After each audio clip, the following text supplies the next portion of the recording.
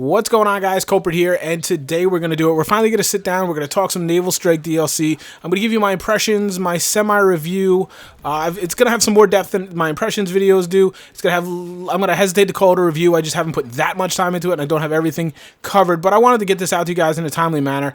I just felt there was so much to sink your teeth into, and I didn't really feel like anybody could get, wrap their head around this DLC and doing it in a day or two. So that's why I took my time. Took about a week. Played it. So many different game modes, from Carrier Assault, the new game mode we have with this DLC, to all the other ones, because I found they've played very differently from each experience I had, each player counts and things. So I wanted to play them a lot more. Things I expected to suck, I actually quite enjoyed. So I wanted to go back and make sure that wasn't just a one-hit wonder.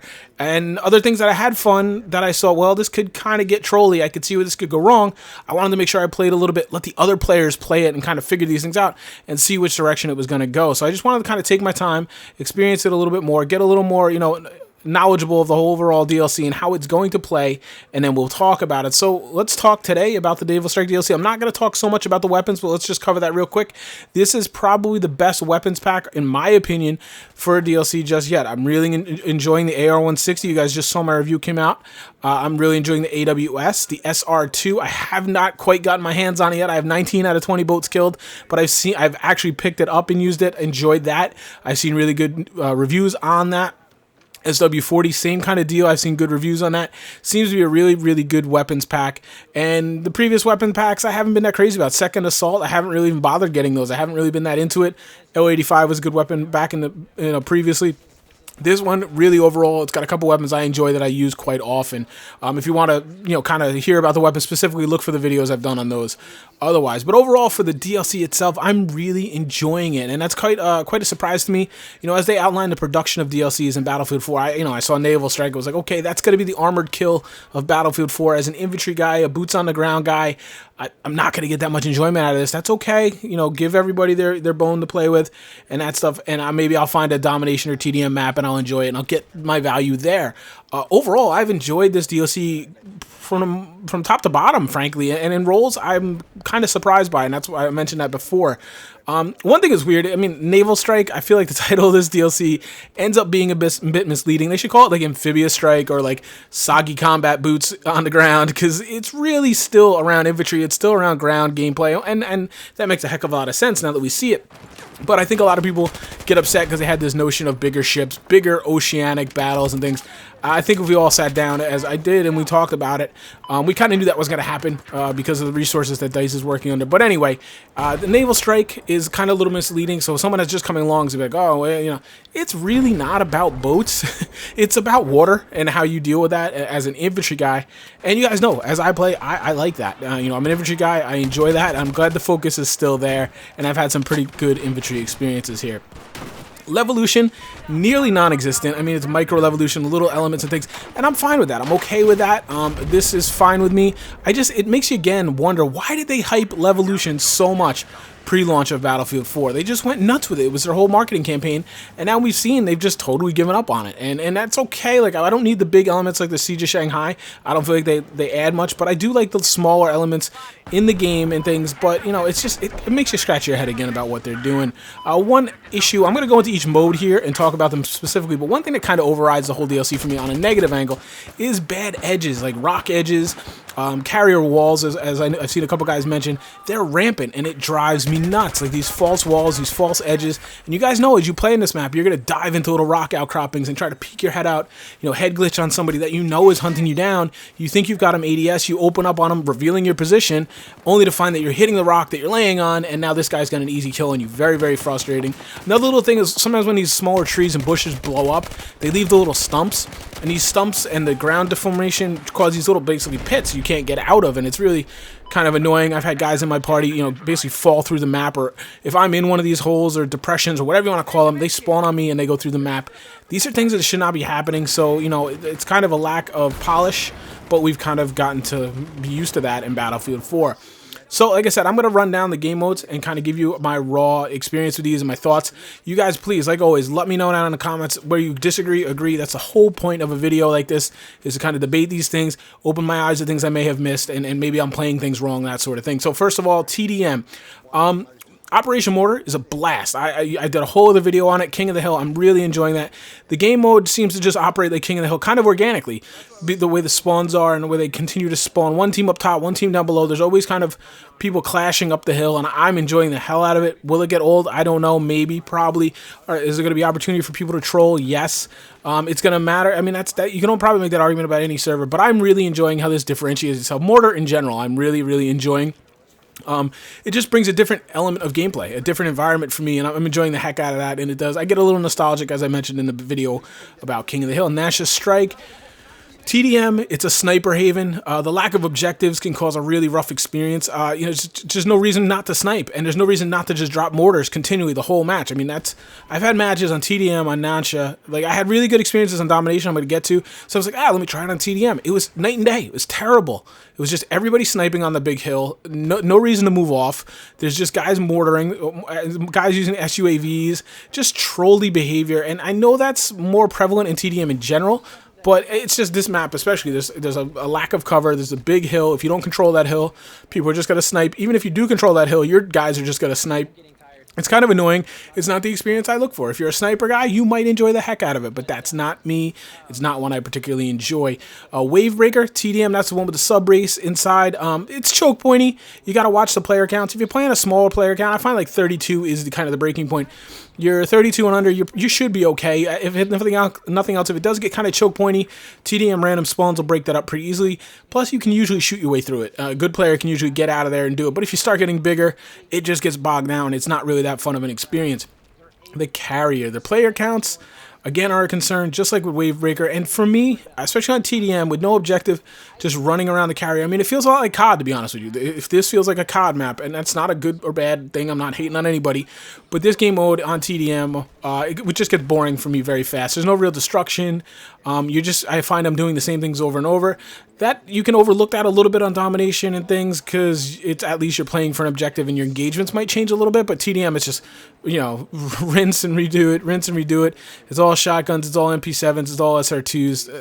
It's TDM. It's okay. I don't really get too crazy about it, but overall TDM, I would give kind of a thumbs down, except for Operation Mortar.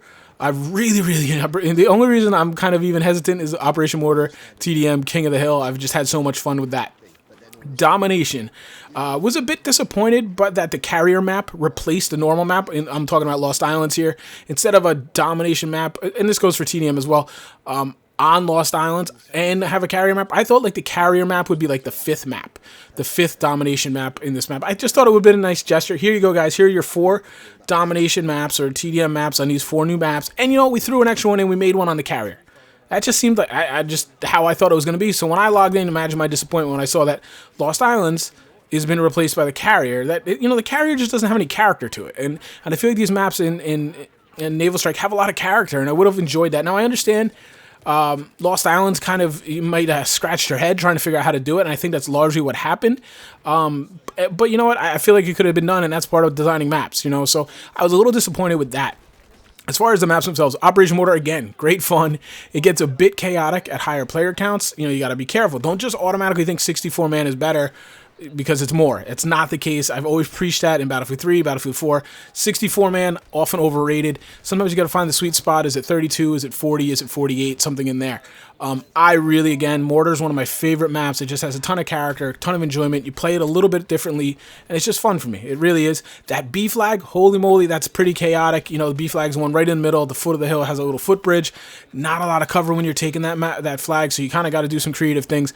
Really enjoying that. Nansha Strike. This might be my favorite Domination map in the game right now. It's a really awesome map. I feel like it's very balanced, which is, if you remember, I just said on TDM, I hate this map because there was no reason for anybody to get off the hills and stop sniping, stop mortaring. Domination there is. You want to sit on that hill and snipe the whole match? That's fine. Well, guess what? I'm going to kick your ass on my cap flags, and I'm going to get the W. It's really that simple. It's got all the varying rivers, rocks, buildings, mountains, tunnels. It's got a lot on a Domination map. It's pretty incredible. I'm really enjoying it. Like I said, it might be one of my most favorite Domination maps. I'm interested to see how competitive guys might take this on, and if this might get in the rotation, or if it's just going to be a pub guy like me that enjoys it. Wavebreaker, it's too choke pointy for me. It's really really fun. It's really cool. There's a lot of cover. There's a lot of rooms. I feel it's obviously like a mortar. It's not even like a metro, but that idea, it's a lot like Locker. I think it's almost, you know, there's plenty of cover for me to work around in and operate in, get a kill, duck behind cover, flank somebody. I like that. We all know that just the two big choke points that just get bogged down. Anything over 32 really bogs down at a point. You're playing 48, 64 man. There's just not really any way to break through that. With all the cheese and stuff in the game, explosives, snipers, claymores, there's no way to break through that. It doesn't matter how good you are, how good coordinated your team are, and the spawns don't flip up as much as they do in TDM, so you're kind of out of luck there, which is unfortunate. And if you play it in lower counts, you're okay. You should be able to get through. I just feel this is really poorly designed. We should know by now that choke points are a problem in this game. And why did you break it down to little? I mean, it's two doors, I guess, but it's really one choke point on each side of the map. Can we not do that anymore, gentlemen? Can we open a little more flank routes? I'm just kind of surprised that this is still an issue, to be quite honest. Carrier, also too choke pointy. Here I feel like they had their hands tied a little bit. There's not too much they can do. Actually, I think they did a fairly good job considering the parameters they were dealing in. It's choke pointy. Again, if you pick to a higher player count, that's more on the player. It's more on me than it is on the designer. I understand every map kind of has its designed target that, you know, the player count, but it's actually pretty fun. I just slap a shotgun on and I go crazy, that kind of stuff, you know. But every match seems to tend to get stalled out at those hangar doors, and one team's either kind of getting, you know, trapped in there or not. You can break through sometimes, but not very often. Again, this one's very similar to that. Don't hate it, at least not yet, but I'm not really enjoying this one that much. The biggest issue is the maps. On each of these maps play best at a different player count, so it's really hard to have like a Naval Strike domination server. Because where do you set the player count? Do you set it at 24 for the carrier and maybe Wavebreaker?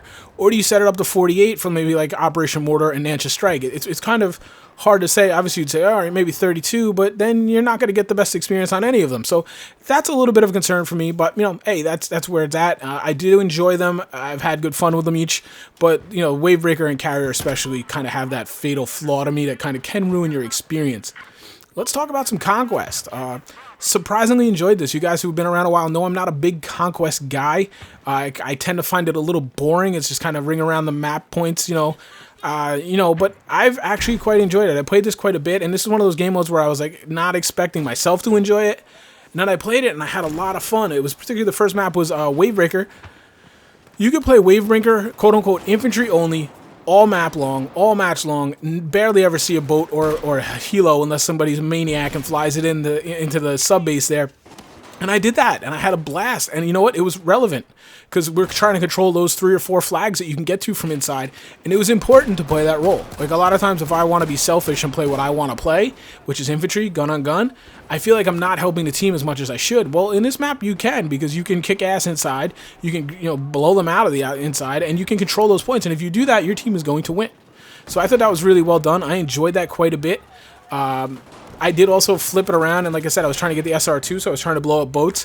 When I did that and I was on the outskirts, it was kind of slow, but at the same time, I would take certain map points, and I would just say, this is my little island, I'm going to defend it. As they would come, I would fight off 1 or 2 guys and hold it, but I usually like a faster pace, but it wasn't bad. I did enjoy it. Operation Mortar, it's a fun map. Again, pretty chaotic. It's relatively wide open. The travel times can be a little rough. As much as I love that hill, whatever the point is behind the hill there, I can't, is that A? You know, you can shoot down on there, you go capture it, and you gotta run all the way back up the hill and things. That trudging up and down the hill and all around can be a little kind of boring, but that was about the worst I can kind of say about that one. Wavebreaker, again, I said I enjoyed. Nansha Strike was probably my least favorite in Conquest. It seemed like a boat merry-go-round. You're just going around capping flags, capping flags. Again, I didn't play this one a ton. The couple I did play, I didn't really enjoy. It just seemed a little more boring to me. That kind of what I predicted Conquest to be. Lost Islands, this is the best one for boats. Flags are relatively close for infantry, but there's a lot of crossing of water, a lot of open areas, lack of cover. It's very, very, very sniper friendly. Again, this was not my least favorite, but it wasn't really one that I'm itching to play again, where, you know, I really enjoyed Wavebreaker, and I kind of really enjoyed Mortar again. I would definitely play those again. But overall, Conquest was on the up for me. More fun than I expected. Over time, it'll be interesting to see how that pans out. Rush, it's really black and white. Some are really fun, some are not. It varied on map, it varied on player count, it varied on the server itself. Again, it had some rubber banding. Obviously, it was more particular in Carrier Assault. I did have it. I should have mentioned this in Conquest. Higher server count, 64 players. That was a big problem, and there's no excuse for that, DICE. At this point, there's absolutely no excuse for that. It should be fixed. I know they've played lip service that they're gonna fix it, but you know what? Enough statements. Just fix things. Now you're suddenly telling us you think your server infrastructure can't handle things. Well, hello. We've been saying this from the beginning. It's kind of frustrating in that sense, and it can ruin your experience in some of these. It's not so much in Rush, as I'm about to talk about, but Carrier Assault and Conquest, certainly I did experience, and it was quite frustrating. I didn't have as much time in Rush as I wanted to, because I didn't get around to it until the end. I didn't have very high expectations for it at all, but I was pleasantly surprised. The first map I played, and I uploaded the footage to you guys, was Lost Islands. I had a lot of fun with this. It has some choke points. It has some points where like an attack boat can really dominate. It's the worst balanced infantry to like boats and the helicopters and things in the four. But I did have some really good rounds. The key to this map is don't get bogged down. As the attackers, you got to keep moving. You got to keep the pressure on the defense. Don't let the defense set up. Don't let them get their cheese up. And I say that's fine. You know, mortars and things like that are fine in a rush. I have no problem with that. Don't let them get those things set up, and you'll be okay. If you continue moving, continue fighting, you'll be okay. Once you get bogged down and you let the defense get a foothold and kind of dig their heels in, you're going to have a long day, especially if those boats are getting off. You don't have enough javelins and things going after the boats. Could be a long day on this map, but it was interesting. I had a good time. I did enjoy it. Mortar, I had some incredible rounds storming the hill on Rush. Again, you can tell I'm really enjoying Mortar and that hill. It just gives me a different place experience that I'm used to, and I'm really enjoying that. May get ruined eventually by cheesy, trolly play, but I can't really predict that. And actually, if I had to predict that with our community, I probably would say it would. You know, the thing is C4 off the rocks, or claymores, or just LVGs rolling down the hill, those types of things. I'm sure we're going to see it. Just be wise about picking your servers is the best advice I can give to you.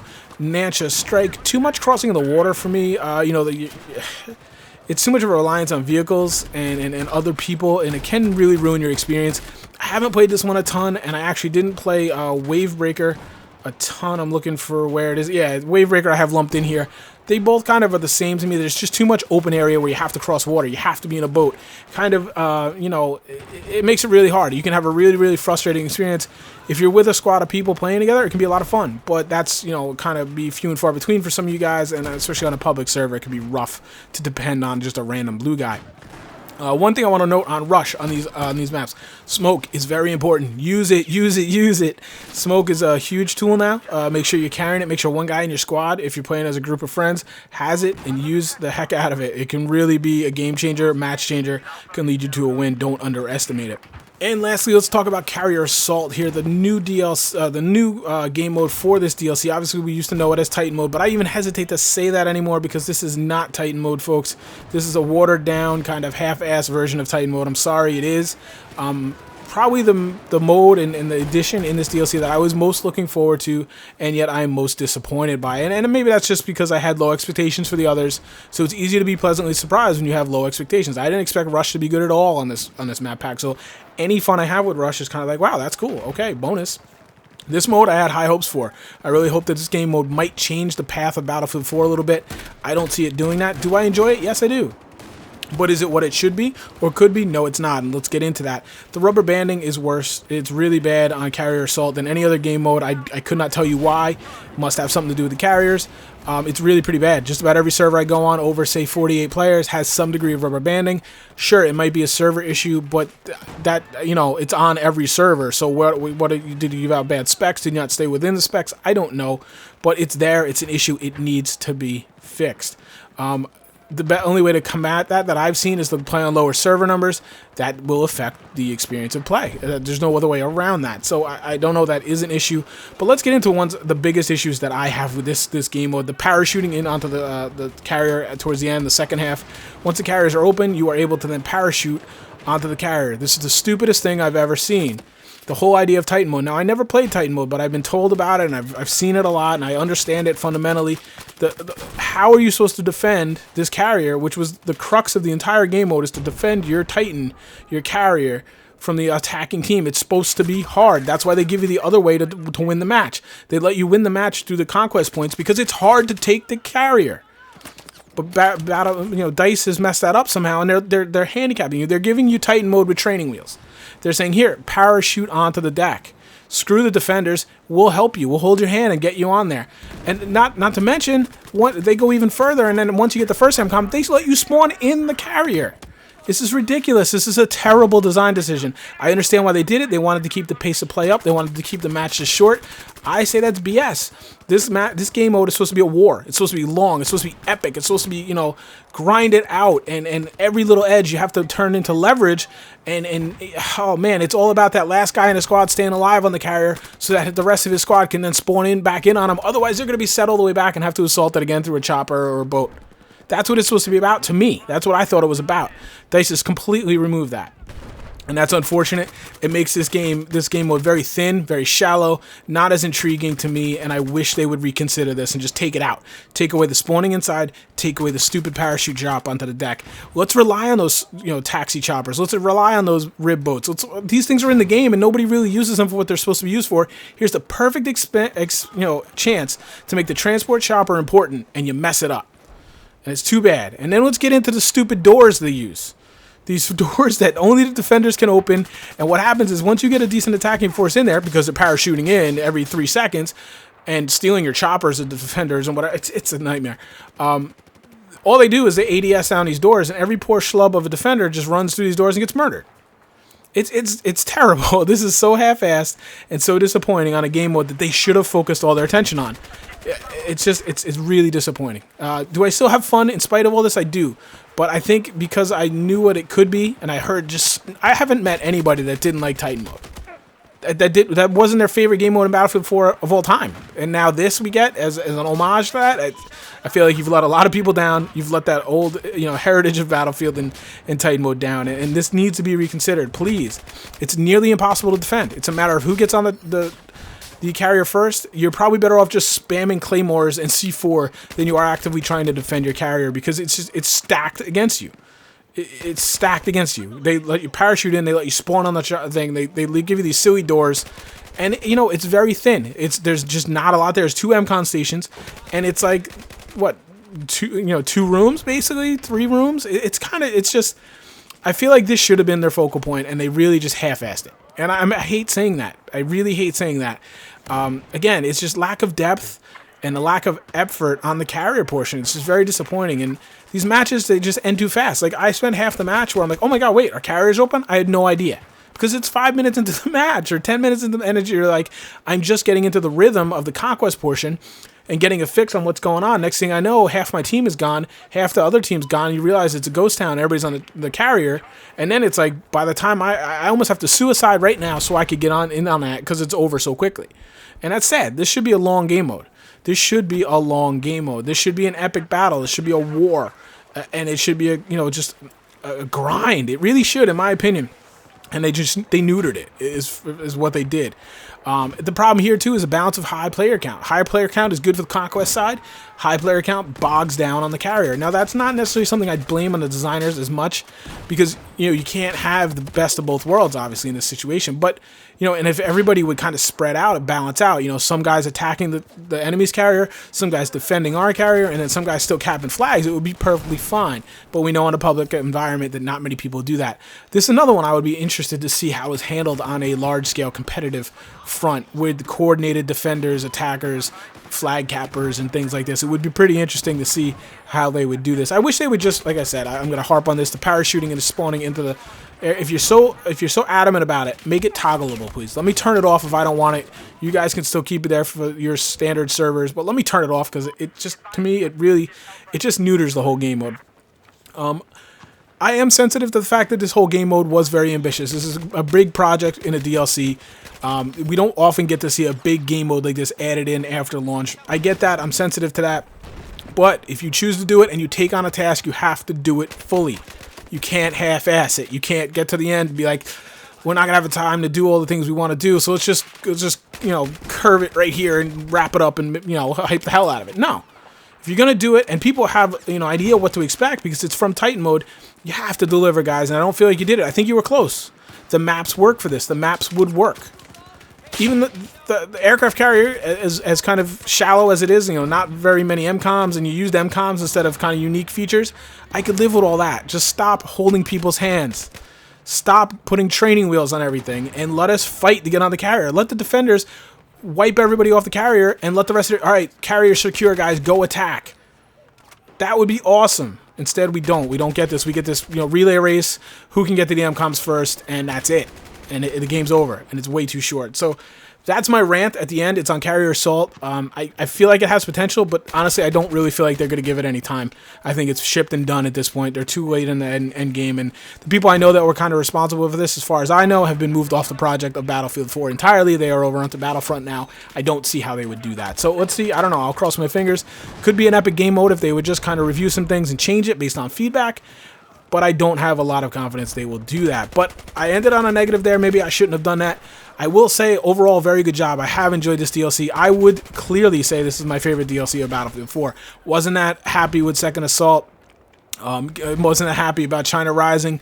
This game, I will definitely seek these maps out. Some of these maps are some of my favorite maps for modes now. Overall, really enjoying the heck out of it. It's kind of brought me out of my norm, which is great. Again, the weapons were very good as well. So overall, I give it 2 thumbs up. I've really enjoyed it. Could have been better. Again, it's a story of DICE these days. I've said that since Battlefield 3. It's good. Could have been great. Could have been epic. They just didn't put in the work to get it there. That's unfortunate. Maybe that culture will change someday. I don't know. Like always, guys, it's been really long, but I wanted to be able to comprehensive and cover everything. Please let me know what I missed. Let me know what I should check out. Let me know what you're enjoying the most. How do you feel about Carrier Assault and some of the shortcomings in the other game modes I touched on? Like always, guys, appreciate your support. If you enjoyed it, please hit the like button. I will talk to you soon, guys. Take care.